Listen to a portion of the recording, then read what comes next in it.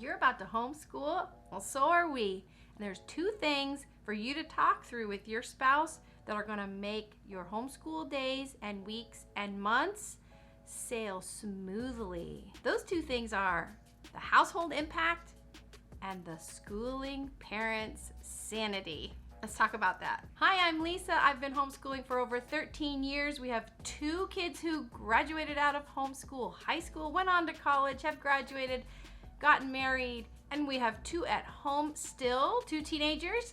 So we've got a couple years under our belt. My homeschooling technique and ability is not phenomenal and amazing. I'm just a mom and I'm just trying to do this thing and hopefully help form them for heaven, but also give them a really great education and experiences that they can put together on a transcript, hold together in their hearts for their life, and then have them ready to launch when they're ready to go off to whatever's after high school, trade school, religious formation, college, whatever it might be. And there's two things that it's really important to talk about with your spouse before and during your process of homeschooling. I mean, you haven't chosen necessarily to homeschool, or maybe you have. If you have chosen on your own to homeschool and you're just kind of stopping by today to, get pumped up for the school year, that's great too. These two areas are super important to reflect on before you start and go back to weekly, monthly, at least monthly, to try to see how to better your processes and how to keep on a great track that are going to keep you as the schooling parent sane. So the first one, household impact. Let's just talk about this. Your kids have been going to school 8 hours a day, sometimes a little more for before school care or after school care or sports and clubs. They're out of the house. Things that normally get done when the kids are out of the house and husband or wife is out of the house can't because everybody's in the house right now. So for me, when my husband would go to work and my two oldest boys went to school, there was time to do floors, do laundry. If they left a little bit of stuff disheveled in their room, whatever, it was okay. I don't mind just kind of grabbing books and stuff, pushing things to the side, and they can organize it to their liking later. But other things around the house, those things could get done. Oh my gosh, even crafting or time for myself to sit and journal, things like that could get done. The house had kind of a break from the whole unit being in the house. But now that everybody's home, and I think everybody's kind of probably gotten into some sort of a flow with house chores and household upkeep during the quarantine and stay-at-home orders. But now with school starting, there is a whole new degree of household impact. When we first started, my husband noticed, just a couple months into our homeschool journey, our two oldest were going into 7th grade and 5th grade at that time, starting at home school after being at school. So things like fingerprints on the walls and chipped paint around the moldings of doors and books everywhere, pencils, erasers, Legos. They're an educational tool, and they're also fun, and they're also so messy. And then meals and all those things have to happen too. They don't go to the cafeteria, even if they took their lunch before and didn't even have to necessarily buy their lunch. They're still at home. So all of those things that happen at that school day. So picture just a crazy weekend at home. You don't have activities. You're just at home. Maybe it's just a rainy, yucky weekend weather-wise. All of that happens, all of that extra laundry, all that extra stuff that is just moving around the house and just not being able to be dealt with because you're all there, starts to pile up and pile up. So you got to get a plan for the household impact. And that is as simple as assigning duties, assigning opportunities to serve each other. Call it chores if you want, pay them for them if you want, whatever your family decides. But chores end up showing them so much. The kids, even little preschoolers, can get involved in putting their clothes in a hamper. My favorite was always to watch my little ones, as I was putting folded clothes away, kind of look down and see them pulling them out and dropping them on the floor. That was fun. And a lot of people say get them involved with you with making decisions about chores and things like that. I firmly believe that you and your husband can just sit down and make those decisions too. You can just look at the ages of your kids, map out that 5 days of the week, and what's going to happen on these school days. You've got to make it realistic. It's got to be something that fits in with all of the schoolwork they're going to have. They're going to have their schoolwork. They're going to have like study stuff they're going to have to do and papers. And then if you can do any kind of activities, depending on what's being available for you to do, you got to schedule that in too. So make it realistic. So a couple things we do in our house. One, the kids do empty the dishwasher in the morning after breakfast. It gets emptied. That way, any kind of breakfast dishes, whether I cooked breakfast or they had a breakfast they warmed up themselves like a bagel, or maybe they made their own oatmeal, all of that needs a place to go so that you can have that mess away. Or else what's happened to me is I end up with this sink full of dishes. But when we wrap their school day and I tell them, okay, now take all those books and get them away, and we'll talk a little bit about that in a second, then I turn to the kitchen and I just feel so defeated because now I've got this mountain of dishes or pans that I use for breakfast and lunch, and I just, that's so hard to pick yourself up by your bootstraps and go, okay, let's plow through this. What I go up against is the idea that I want them to take a break. I want them to take a break. I want them to play. I want them to relax a little bit. And then it's super important to communicate with your husband, maybe one thing for him that's super important and one thing for you that's super important house-wise. For me, if all the laundry could just please the dirty stuff be in the laundry room.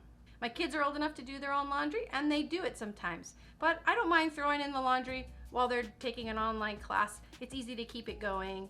So a long time ago when our kids were little, my husband really kind of like mentioned one time that if the floor could just be like walkable, like if you wouldn't hurt yourself when you walk on the floor with all the toys and stuff, like that would probably bring a little peace. And you know what? If you communicate it to each other, then it becomes doable. When you communicate and your spouse can see, okay, that's important to you, thanks for telling me. We talk a lot about like, we can't be mind readers. Let's just lovingly tell each other, hey, for me, if the laundry could just please get down in the laundry chute, in the laundry baskets, that'd be great. And for him, hey, if we could just have like a pathway to walk, you know, it kind of makes all of us go, yeah, that's simple. And as you know, if you start one little chore, the other things kind of follow. Then they need to get put where they go. And so I was going to mention about school stuff. So school books and the notebooks and the pencils, or sharpener and stuff like that. What we started doing this last year was I had these enormous grocery totes. I know, it's gonna sound silly. It's gonna sound like, why isn't everything here on the bookshelf with all the other school stuff? It looks so nice and organized. Actually, full confession, my husband did that when he started working from home. It's so pretty. I just love it. But all of the things that they are working with, like that time, that month, I want them to have in this one large tote, and then they brought it out of this room and took it to where we do school. And then at the end of the day, just put it all back in the tote and bring it in here and set it next to the bookshelf. That's what worked for us this last year. Did I love that process? Not very much. I mean, that was kind of a lot to lug back and forth, and it's not really beautiful or tidy up with all the books, you know, in that big heavy tote. I need to come up with a new one. And the second thing is you've got to sit down with your husband and talk about the schooling parents' sanity. How are you going to save it? How are you going to maintain a peace for that schooling parent?